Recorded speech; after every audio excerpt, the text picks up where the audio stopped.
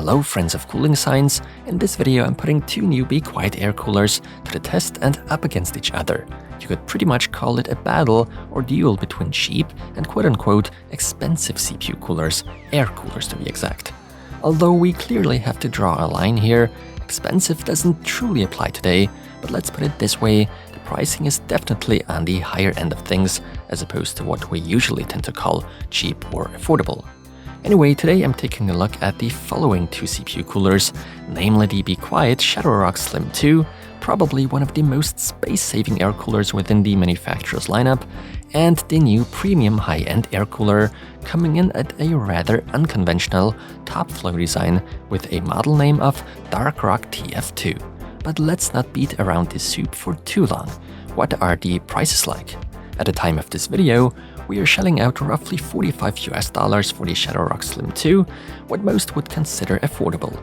The Rock TF2, on the other hand, should apparently be able to cope with a TDP of 230 watts, therefore certainly is part of the high-end tier. This also becomes very apparent when glancing over to the price of about $85. So here's the question, do we really always have to go for the best of the best? Or are we getting away with a decently priced, more affordable air cooler just as well?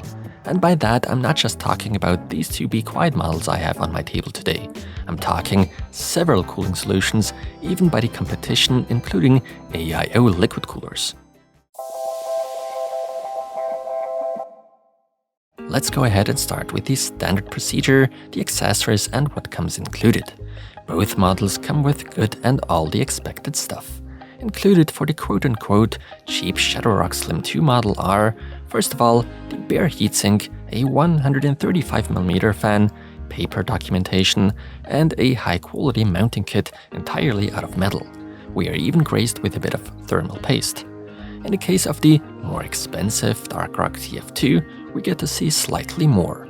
Namely, first of all, the more eye-catchy heatsink itself, two 135mm fans, even though they are not identical, more on that later.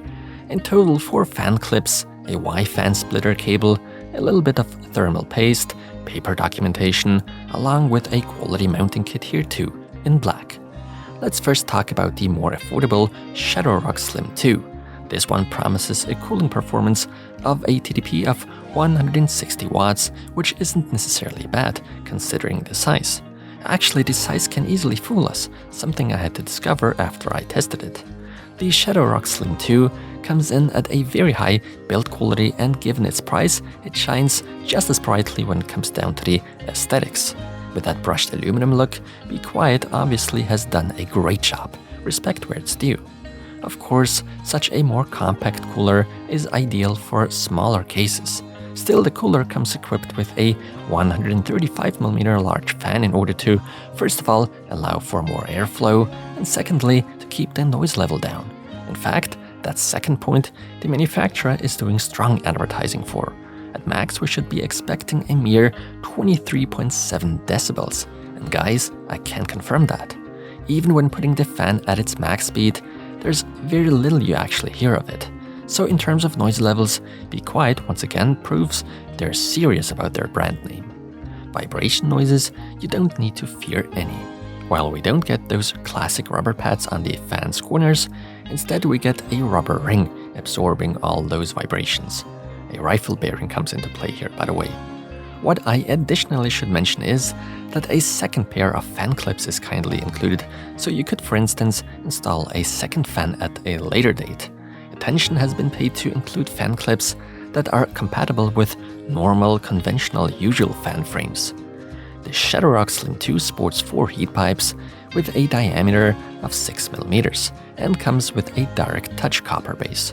Supported are all the usual obligatory Intel and AMD CPU sockets, except for STRX4 that is. Other than that, the installation is super easy and straightforward. Anyone can do it in just a matter of a few minutes. No memory slots are covered up, and there's really no clearance issue to fear, not even with ultra-high profile modules. Now before we dive deep into the temperatures, let's first take a look at that beauty Rock TF2. It sure is an eye-catcher, even though not all of you will like a top flow or rather top blow cooler. It's not what we've been used to after all. Such does come with quite a few benefits though, but of course also a downside or two. First off, the Rock TF2 in terms of build quality is very high up there.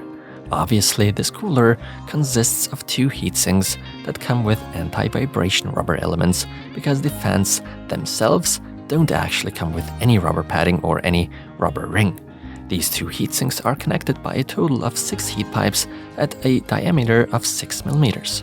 As always, I love it when air coolers feature a black paint job, although it's a special black coating with ceramic particles in it. Clipping on and detaching the two fans I've initially imagined to be quite a challenge, but it turned out to be the exact opposite. But you should watch out, we are dealing with two different 135mm fans here. Both reach a slightly different max fan speed and also feature a slightly different design. The fan that's meant to go on top, for instance, is slightly funnel-shaped. You should definitely pay close attention to that when attaching. You also shouldn't mix up the two different pairs of fan clips for that exact purpose. This is actually what happened to me the first time I didn't pay close attention. As you'd expect, we get to see a nice shiny nickel-plated copper base, and not really a surprise, pretty much all the relevant CPU sockets are on the support list. Aside from that, such a high-end top-flow or top-low air cooler in one way or another can even be considered space-saving as opposed to certain conventional dual-tower air coolers. This for the most part only applies to the height, however, because space, a lot of it, is still being occupied, which makes sense of course. We need to have that cooling surface somewhere. While the installation in itself is extremely straightforward, especially with an open air test bench, I believe sliding in that fan below and attaching it could turn out to be a bit of a challenge in certain smaller PC cases. So you might need a little bit more patience. Luckily, Be Quiet allows for plenty of room for us to install even higher profile RAM modules with a max height of up to 49mm. And this leads us to the next few positive side effects of such top-low coolers. As a matter of fact, not only the RAM is being cooled actively, but so are the VRMs of one's motherboard, something that's not at all the case with AIO liquid coolers, for instance. Additionally, one no longer has to pay that much attention on the max supported CPU cooler height of certain PC cases. At a cooler height of only a mere 134mm, there's nothing left to fear about. When it comes to noise levels of this Rock TF2, I had very high expectations and I wasn't let down. Even when I set both of the fans to run at max speed, you don't hear a whole lot of them. With normal, sane settings, everything's operating close to noiseless, at least for my understanding. So there's only one thing left to deal with: how do these two Be Quiet coolers compare against the competition? I'm as always testing with the AMD Ryzen 7 3800X, which can get quite hot.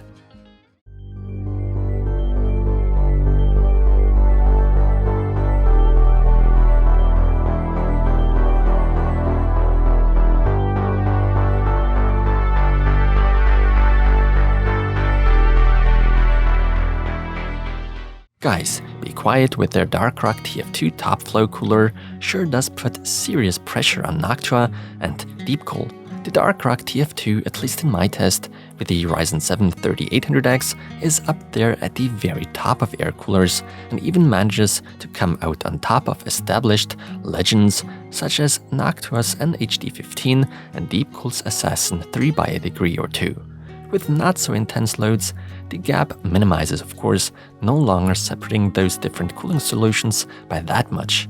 What you should keep in mind, though, is that Be Quiet's Rock TF2 has achieved these results at a noticeably lower noise level. Whatever the manufacturer has done, it seems to be working.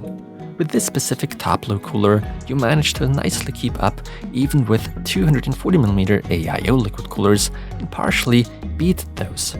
360mm units, however, still remain at the top of the list. But that more affordable high-quality Shadowrock Slim 2 air cooler manages to impress just as much as price warriors by Enermax and the like, for instance. At normal AVX loads, there's not a whole lot separating these different cooling solutions. If you, on the other hand, are battling with excessive amounts of heat, we clearly see the limit of smaller cooling surfaces. Nonetheless, we're still talking of great results. Even a Shadowrock Slim 2 isn't far off from a Noctua NHD15 in terms of cooling performance. It needs to be said though that that's also somewhat dependent on the CPU we're testing with. With a CCX layout as seen on the Ryzen 7 3800X and 5800X, not all coolers do equally as good. In most cases, you therefore will easily be able to cool down your CPUs with more affordable, cheaper air coolers as long as we're talking of quality and a reputable brand. Both CPU coolers by Be Quiet, tested today, Shadowrock Slim 2 as well as Rock TF2 are well worth recommending. Especially that top flow model really did impress me, being a high-end enthusiast. With that being said, thanks a lot for watching guys, and take care.